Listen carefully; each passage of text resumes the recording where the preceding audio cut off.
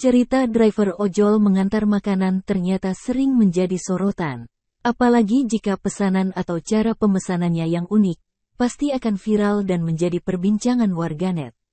Hampir mirip dengan kasus yang sempat viral di Indonesia, seorang driver ojol mendapat pesanan yang begitu jauhnya sampai harus naik pesawat.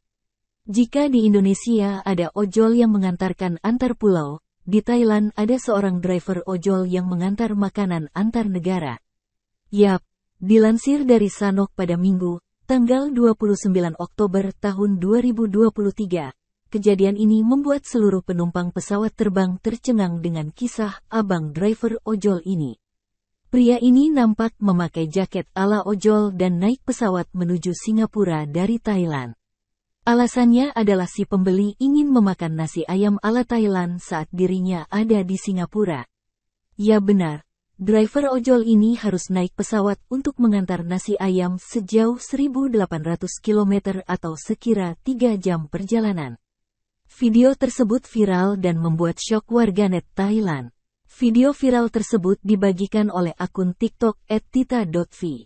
Tita mengunggah video dirinya bertemu dengan seorang driver ojol yang menenteng tas makanannya.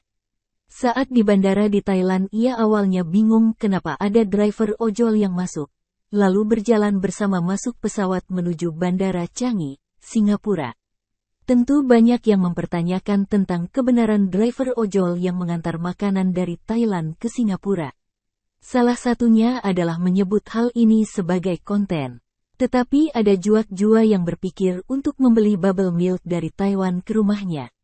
Sementara sebagian warganet menganggap tidak aneh jika ada yang memesan makanan sejauh itu, jika punya uang untuk menyewa driver ojol dan membelikan tiket pesawat.